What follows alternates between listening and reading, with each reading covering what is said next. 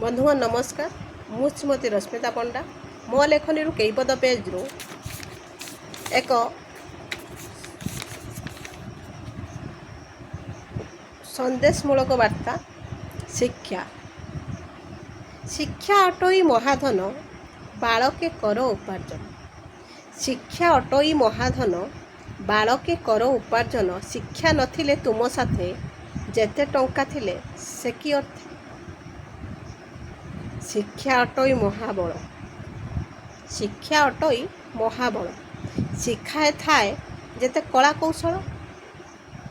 शिक्षा ददाती विनय से जीति थाए मन काय। शिक्षा ददाती पात्रत्व पात्रत्व माने मनोबल। शिक्षा को जदि तुमे न पूजिब निश्चित तुमर दिने जीवन जीव। शिक्षा आधुनिकतार मूल उत्स। शिक्षा आधुनिकतार मूल उत्स।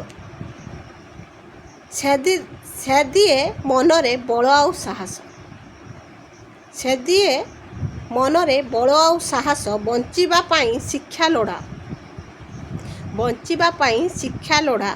सरी न हेब ता संगे राजघोड़ा। सरी न हेब ता संगे राजघोड़ा। आसतु ए भिडियोटी को आरंभ शेष पर्यंत देखा।